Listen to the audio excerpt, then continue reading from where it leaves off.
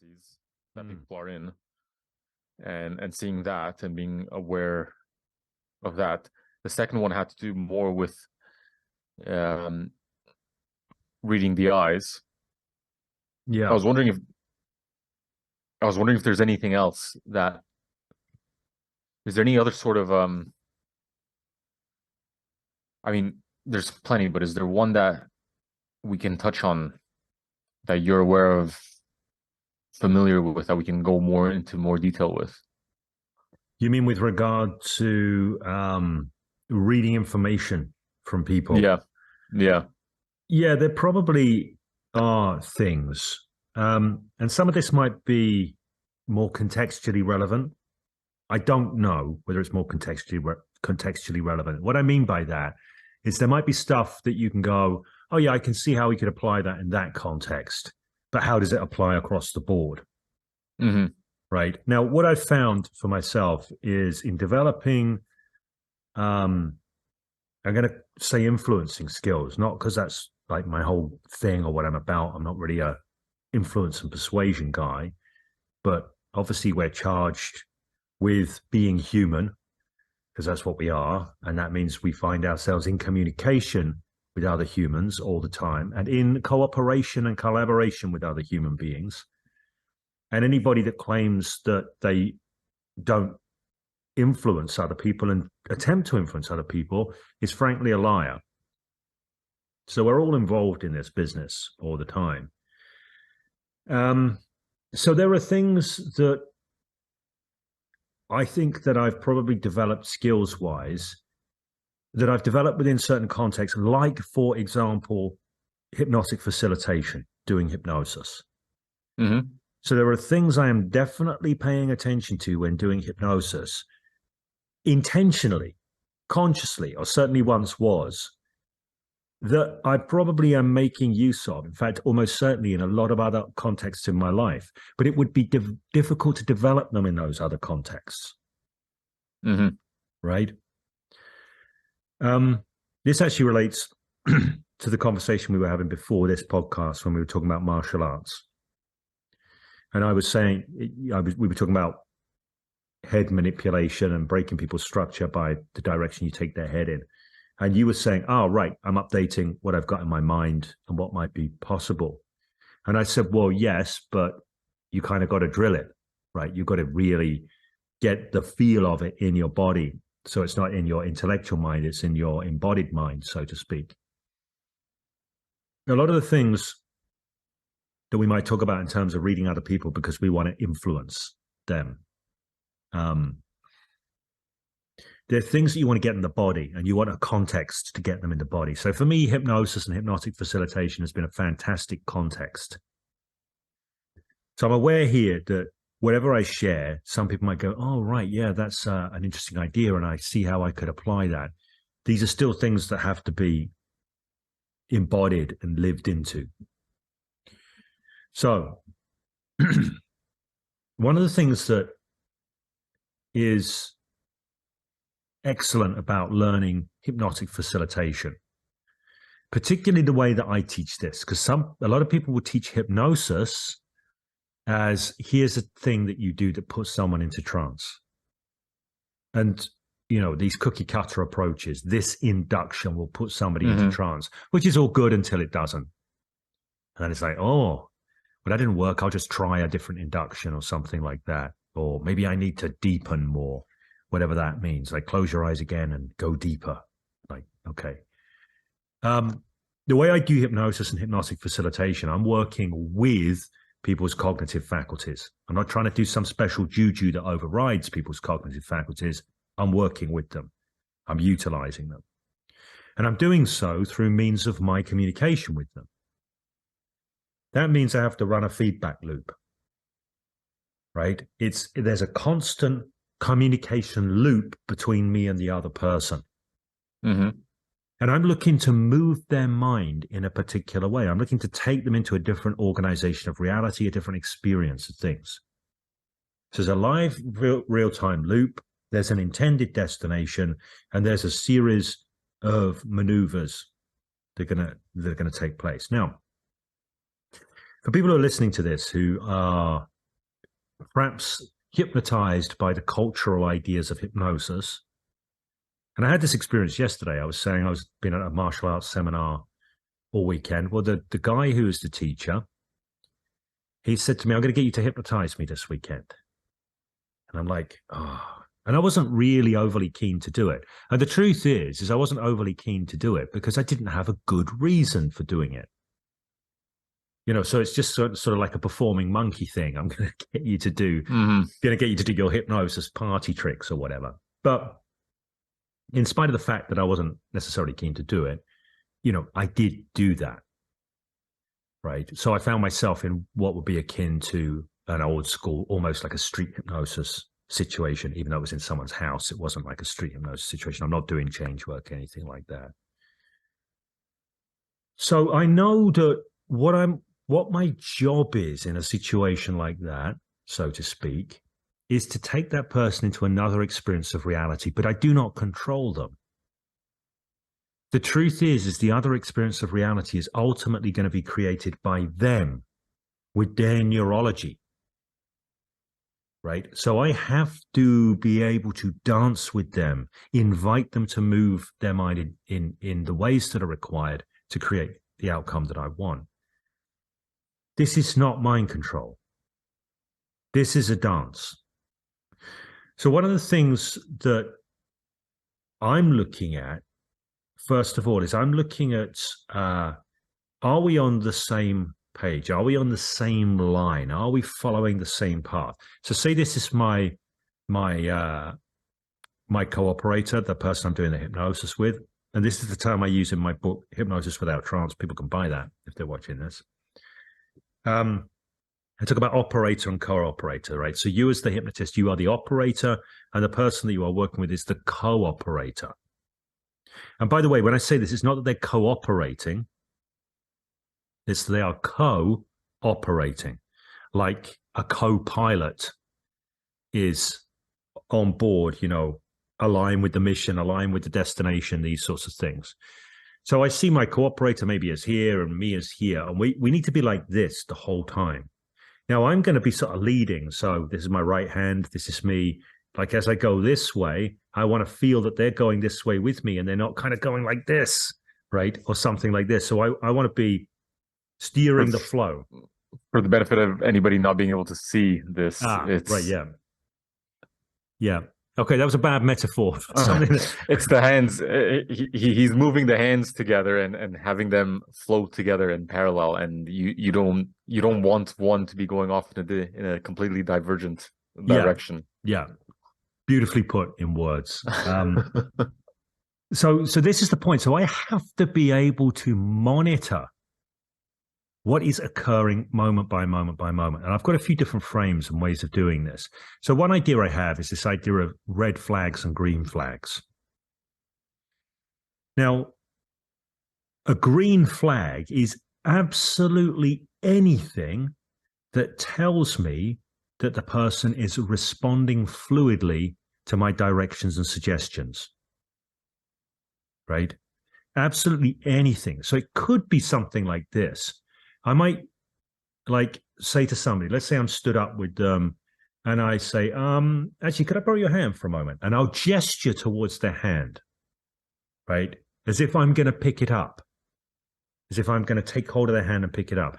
I say, can I borrow your hand for a moment? And I nod down towards it. I look at it and I gesture. And there's a non-verbal communication there that says, give me your hand.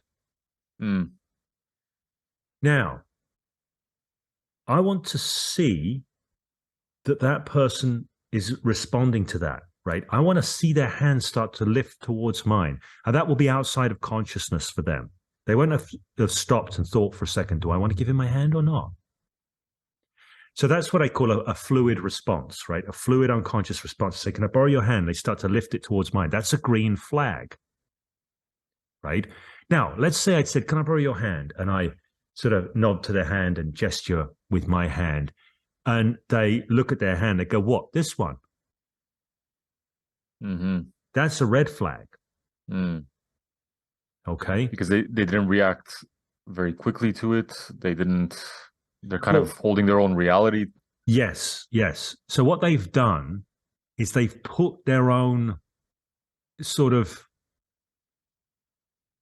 let's call it a metacognitive loop in for the sake of, by that I mean like it's a cognitive loop. It's a little cognitive subroutine, Hmm. and it is meta because it's about the process, Hmm. right? So when they say what this one, now the truth of the matter is they know unconsciously which one I meant. So what's that bit of subroutine about? Maintaining some sort of control on that. Yes, maintaining some sort of control, keeping themselves in the driving seat of their own behaviors, right? Now, I'm not saying there's anything wrong with that. There's not. Everybody's perfectly entitled to make the choices they make, do what they do. I'm not there going, oh, no, I must have control. But for the sake of the work that we're going to do, they really need to hand over to me as the pilot, Hmm. right? They have Hmm. to defer to me as the pilot, as the operator, right? Otherwise, Is they're not going to move their mind in the ways that are appropriate. They're going to keep putting these subroutines in.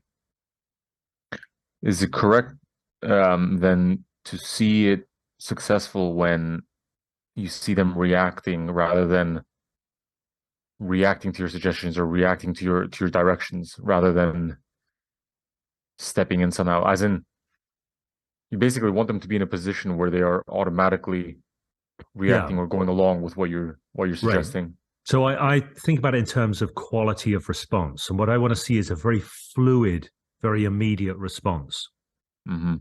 right? Going in the direction that I have basically led. So I'm leading, I'm inviting response, and I want to see that it's going in that direction.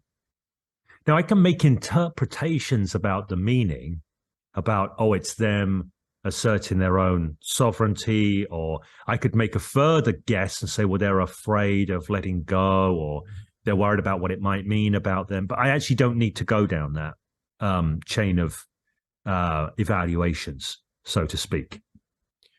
Not for the purpose of what I'm doing. It doesn't really matter. It could be relevant in some other way. If I was doing something in a change work context where I use a lot of these hypnotic facilitation skills, it might be interesting to note that and make some evaluations about what could be going on, because that might be relevant to the structure of their problem in some way.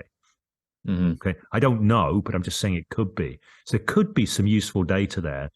But in that moment, what I'm mostly interested in is I'm interested in them handing over, um, handing over the role of who's in charge of them. Okay. Now, of course, like what is hypnosis known for? It's known for this sort of mind control. It's not really mind control. It's people relinquishing their they're getting out of the driver's seat and getting into the passenger seat. Relinquishing their critical faculty. In a sense, it could be, I mean, critical faculty is an aspect to it, but it's not always critical faculty. Hmm. Sometimes it's just other sorts of subroutines. So if somebody says, what, this hand? That's not really critical faculty. That's just a Hmm. little bit, you see it. So I might say to somebody, okay, can I get you to sit square in your chair and place your feet flat on the ground, right? And I want to see them go, right? I want to see them just respond. If I say, can I get you to place your feet flat on the ground and, just sit square in the chair, place your feet flat on the ground, and they go, yeah, I suppose so. That's a very different response. Yeah. Now, this is telling me something about where we're at. Now, we're not. I can't do my hands metaphor again, but I'm moving my hands apart now as I move my hands forward. They're going in a slightly different direction from the one I'm leading in. Right. So this is a red flag. If they'd have just sat square in the chair, they just responded fluidly, that would be a green flag. Hmm. Okay. Now, there's other places in life that I might use this principle. If I turn around to somebody, I say, could you give me a hand with this for a moment? right? I now have an awareness whenever I make any request of anybody, I have an awareness for how fluidly they follow my request and how much they, or when they're running what I would call subroutines. Now, now I wouldn't have this awareness if I didn't do hypnotic facilitation. And I'm not saying, and because I have that awareness, I'm able to do all this extra ninja skills, magic stuff in real life. It just informs me in terms of having more choices as to how I might respond. Right. I certainly know a lot more clearly if I'm speaking to somebody one on one. I can spot the moment they're not paying attention to me anymore. Very acutely aware of this. And I know, so here's an example. Again, you could look at that as a red flags, green flags. I know their attention's drifted off. I know they're no longer processing the information I am giving them. If they're no longer processing the information I'm giving them, the question is, why would I continue to give them that information? Right? So I'm going to stop for a moment. I'm going to recapture attention. So again, like we were talking about this in terms of mind reading, right? What can you tell about people? The stuff that I'm often looking for isn't stuff about what do I think this person is thinking. It's stuff about how is this person responding? How do they seem to be processing within the context of this communication? Yeah. You know, this is relevant in like a change work context as well. I might not be working in an overtly hypnotic way in a change work context. A lot of what I do change work wise is more based on working with somebody's epistemology, right? The way they're making sense of the world and the sense they have made. Because the sense they've made of the world or a particular circumstance is what is creating their set of responses, internal and external. But so my job is to help them remake their sense in a way that enables them to have more of what they want, right? This means leading them into new ways of seeing. So if I'm going to have a conversation with somebody where I want to lead them into new possible ways of seeing, and I want to see for myself that those new ways of seeing work for that person in terms of freeing up new choices and responses. You'll use this to get a feel for if the penny dropped for them, or if they've made a shift, or whatever happened. Yeah, so I'm using it. I'm calibrating, if you like, to use that term, which I think we talked about in one of the previous sessions. I'm calibrating all the time. Is this person moving their mind into new places, into the place I'm inviting them to? This is now conversational, not formal hypnosis. But are they moving their mind into the place I'm inviting them to? Is there a resistance to that? Are they going in a different direction? That sometimes it's really obvious stuff. Sometimes people are just like, oh, I don't know if that, it's not, I'm not saying it's like super subtle changes in lip size or anything like that. But I want to know, are they moving their mind in the first place? And when they move their mind and arrive at a place which is something like I was looking to lead them to, what kind of change happens within them as a result of this new way of seeing? Right? Is it one that works for them? Is it one that's a good fit for them? Does it need to change up? Right? And you can pick this, going back to the example yesterday where I was doing the bit of hypnosis with the martial arts teacher. There was a point, I did a hand levitation. It's going nicely. It's going up. He had some pain in his neck. He said, oh, if you could do something with that while we're about it. I thought, okay. Was it, just out of curiosity, was the hand levitation the bridge between the conscious and unconscious? No, I didn't do that one. I did a different one. Just one that I kind of just going with basic principles, just getting the hand to float up. And then running some suggestions around that. You can allow that and be curious about what else is possible for you as that hand continues to lift. Because I'm just doing a sort of trance of possibilities, really. That's what I would call that. And I think to myself, well, I do a little bit of this pain work here. It's not my bag. I'm not a guy that does pain management stuff necessarily with hypnosis, but I know some tricks for doing it. And I'm trying to do this reasonably quickly, by the way. This is not a long session. I think we spent 10 minutes doing this tops. Now, at this point, because as his hand was lifting up and he was watching his hand lift, I said, you can notice those eyes. Just wanting to close, you can allow that to happen. No, that's right. And the eyes close. So he's in this place. And I start to do this thing, which is about color. And I've gone on this little riff about, and somewhere within you now, you already know there is a place of deepest relaxation, a place within your mind, within your being, within your body, where you're more relaxed than anywhere else now. And as you notice this place, right? So I'm doing this stuff. I call this the point of deepest relaxation.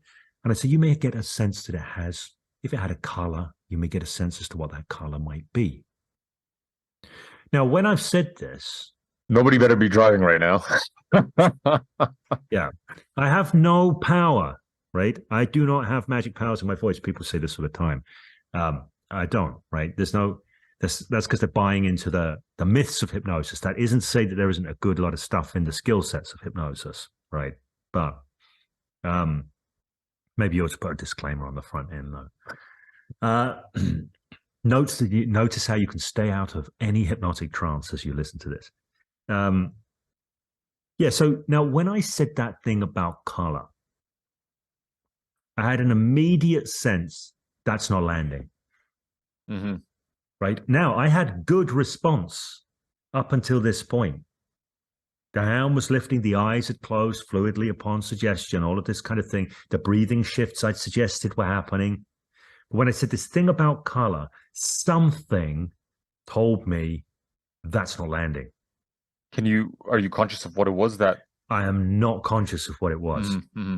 And I think, like, people haven't heard this episode yet, but we had the conversation with James Tripp about, and we mentioned later on, there was a little bit of a conversation about acuity and calibration and whether or not you can do the left hemisphere, oh, I see what it is that's telling me, or whether you do the see feel, which is like, I got a feeling. Yeah. Right. I got a hunch. My spider sense is telling me that that's not landing. Now, of course, there's something I've seen. It's just that I'm not paying attention in a left hemisphere way. So I don't know what it is I've seen. I just suspect I've seen something. Right. So because I've seen something, what that immediately tells me is this one's not worth proceeding with. Mm-hmm. Right now, a lot of people that learn hypnosis, they don't do this. Not just hypnosis, everyday communication. They're not picking up whether what they're saying or what they're doing is actually landing. Right? This is why I think it's in Banner and Grinder's book, Frogs into Princes. They say something like the feedback loop is the most fundamental unit of face-to-face communication, or it's the most fundamental unit of analysis for face-to-face communication. Right? You have to be running that live, real-time feedback loop. Because if what you're suggesting or explaining or whatever you want to call it isn't landing or isn't resonating, you want to be able to pick that up and not waste any more time going down that blind alley. Right? You want to find a new way through. Yeah.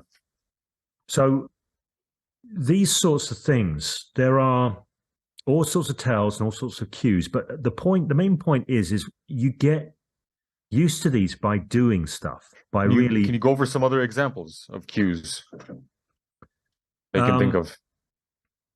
Yeah, like oftentimes you get little tells, right?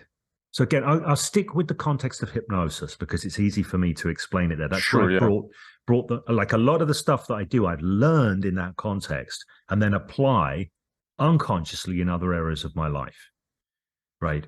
So for example, if I'm going to do some hypnosis with somebody and they're like this, right? Let's say I'm going to do... That's the head tilting to the side. Yeah. Very so I'm going to set symmetrical. Yeah, so they're asymmetrical. They're looking to the side, and they sort of like got this. Often people they go asymmetrical. Yeah, they go asymmetrical when they're doing like a self-expressing. I'll see about this. We'll see. Mm-hmm. Think about it in terms of a church. You don't see people asymmetrically sprawled all across the pews. You see them sitting neat and symmetrically. Why is this?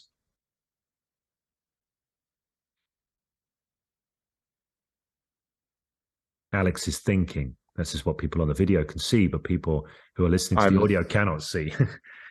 and I'm trying to embody different kinds of asymmetrical or symmetrical. Yeah. Right. Right. Which is a good thing to do, by the way. So you're doing this, you're trying on asymmetry and symmetry. So I recommend doing this yourself, like try on symmetry. Try on symmetry, try on lowering your head a little bit. If you have a sense of humbleness and reverence and being, that's very difficult to do with a lot of asymmetry and wide flung open body language and this kind of thing. Mm-hmm.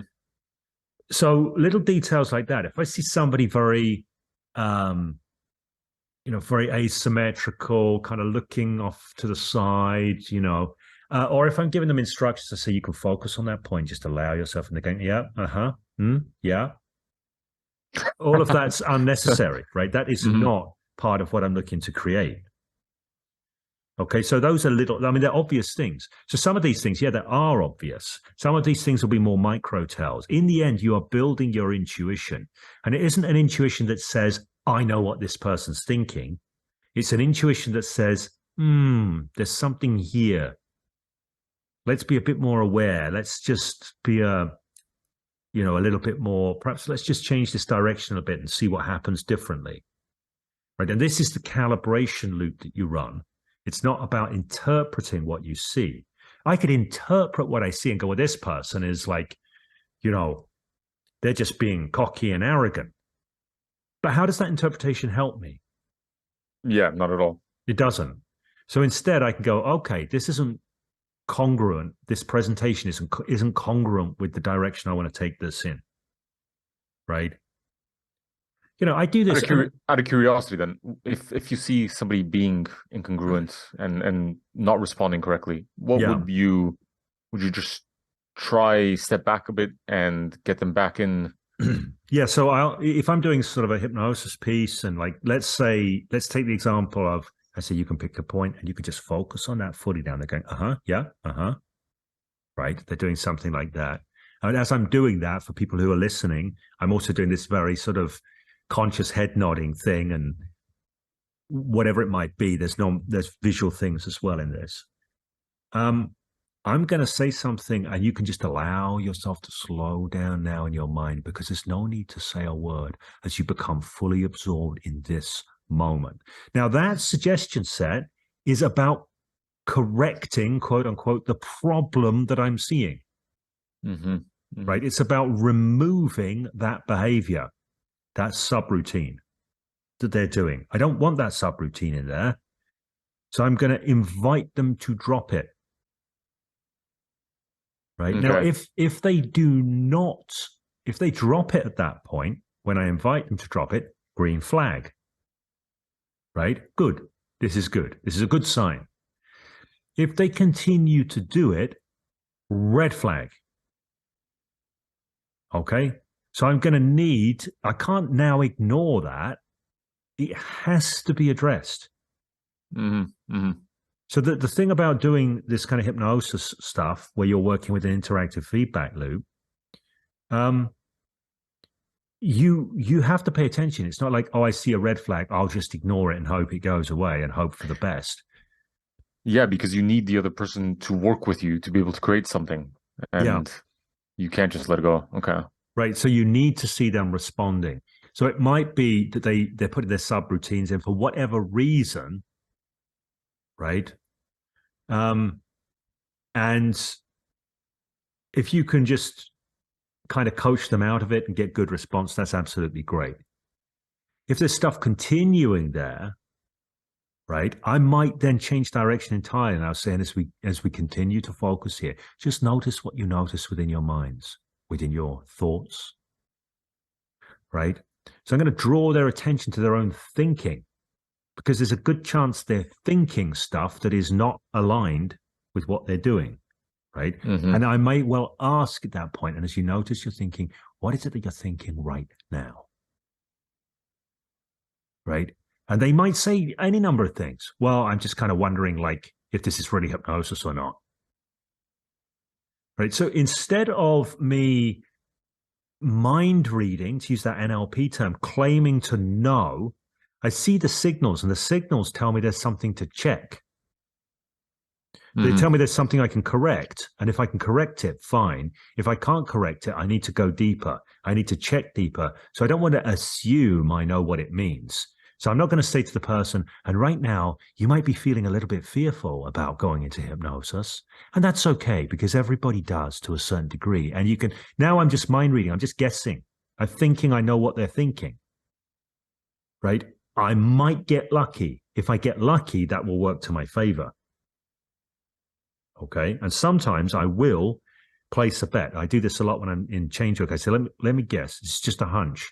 But are you da da da da da? And I do my content mind read. I always give myself an out. Let me guess. This is just a hunch. I could be wrong. But, and then I do a mind read. If I hit, I get more buy-in. The buy-in I get from the client for the work goes up. If I miss, so long as I hedged it, I haven't lost too much. Right. But in a hypnotic facilitation, I'm much more likely to draw their attention to their thoughts, what they're noticing within themselves. And I'll ask, what is it you're thinking right now? Right. And they might go, well, I'm kind of thinking that I'm not really feeling hypnotized. Right. At which point I'm going, I might say something like, so you're not really feeling that you're hypnotized. And I would say, why the hell should you?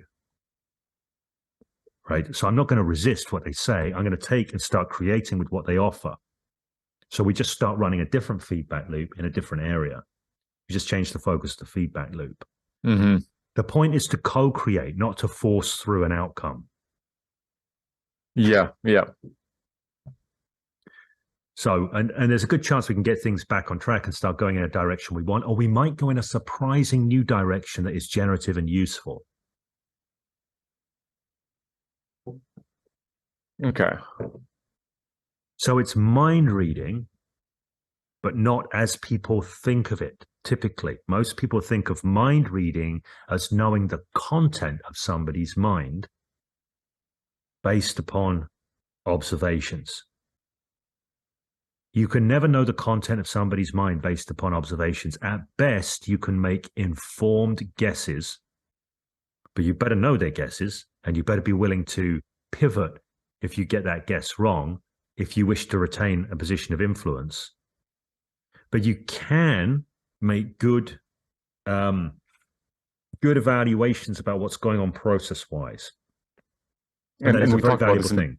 Yeah, we talked about this in the previous episode, that it's actually very valuable, even maybe more valuable, to have understanding of the quality of the process that somebody's in, or the reaction, or the cognitive process that they're in. Right. And this is something, again, I don't know if I'm repeating, maybe you'll remember, but I often refer to this as process consciousness or process consciousness, depending on which part of the world, English-speaking world you're from. But yeah, process consciousness or process consciousness. And it is being aware of the unfolding process in this moment between you and another person, within yourself, whatever it might be. Most people are incredibly poor witnesses to process. They're not really paying attention to what's unfolding in the moment. They're caught up in their ideas about what everything means. It's a very, very common thing. This is more of a natural state. So process consciousness tends to be a trained thing. The trained observers get. And depending on your area of observation, so a trained observer who is something like, a trained observer who would be, I don't know, someone who is evaluating witnesses or something for a jury, or jury members or something like that. They're going to pay attention to different things. They're going to pay attention to different patterns. So you get different types of trained observers. I'm a trained observer. I'm a trained observer of process and response, particularly response in communication. That's the thing I'm particularly interested in. Yeah. So yeah, that's process-based mind reading. something also I wanted to say about when I was walking, I had this idea. Um, there's a distinction to be made when you're speaking to somebody conversationally, and when you're speaking more quickly and the communication is more quick.